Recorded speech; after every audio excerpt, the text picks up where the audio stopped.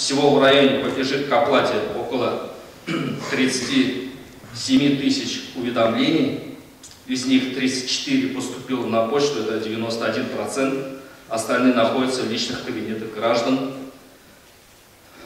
От количества уведомлений, поступивших на почту, роздано 29 тысяч, что составляет 92%.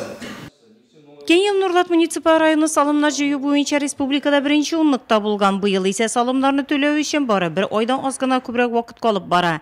Жер, транспорт һәм мүлкет үшін салым кәғазы Нурлатылар почта аша алашак. Енді алушылар да бар. Қалғанлары ise шахси кабинетлар аша. Андай хезмәттен кулланучыларга ise уведомлениелер килмәячәк. Әгәр дә төрле сәбәпләр аркасында гражданнар 1 ноябрьгә кадәр уведомлениеләрне алмасалар, үзләре салым инспекциясенә килергә тиеш. Граждане, которые не получили налоговое уведомление по каким-либо причинам, они могут обратиться в налоговую инспекцию после 1 ноября. До 1 ноября у нас идет пока рассылка этих налоговых уведомлений.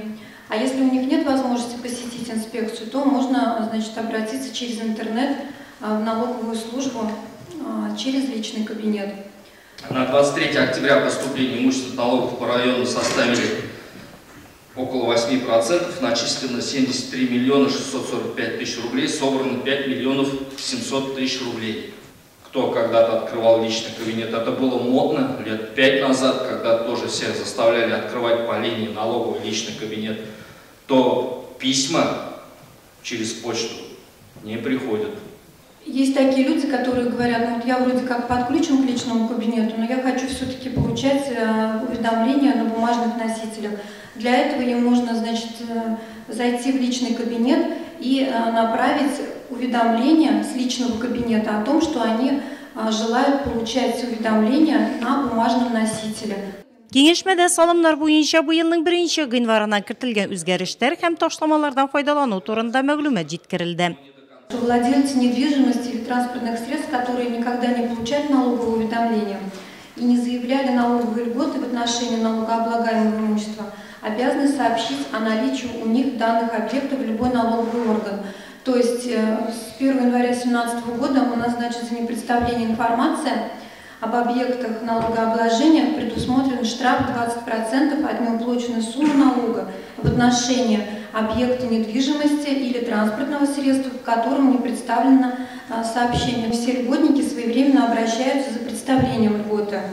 Льгота носит заявительный характер, то есть если человек является пенсионером, то он должен, прийти в налоговую инспекцию, предоставить пенсионное удостоверение, написать заявление, и после этого ему только будет предоставлена льгота.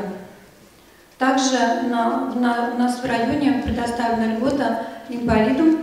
Они тоже могут предоставить справку об установлении инвалидности, и на основании этой справки им также будет предоставлена льгота. А инвалиды Великой Отечественной войны, они у нас освобождаются от уплаты дополнительно еще земельного налога. Районда 14 яшы туган 48 меңгә якын кеше бердәм идентификация һәм аутентификация системасы хезмәтеннән файдалана ала. Аңа күп функцияле үзәк пенсия фонды районның социаль яклау идарәсенә килеп теркәлергә була. Табиб банкка, ЮХИДИ дәүләт органнарына теркәлүне электрон юл белән хәл итүе күпкә җиңеләя. Балалар бакчасына чиратка басу пенсияне рәсмиләштергәндә ЕСИЯ аша башкару уңайлы булачак. Төрле документлар алганда яки алыштырганда техниканы дәүләт теркәвенә куйганда пошлина 30% азрак түләнә. ЕСИЯ первый предоставляет информационным системам органов государственной власти решение по достоверной идентификации пользователей. Достоверность достигается за счет того, что регистрация ЕСИЯ сопряжена с проверкой значимых для удостоверения личности критериев. Әле бу юнәлештә башкарасы эш күләмле киңәшмәдә ЕСИЯ һәм салымнарны түләүне тизләтү кирәклеге ассызыкланды.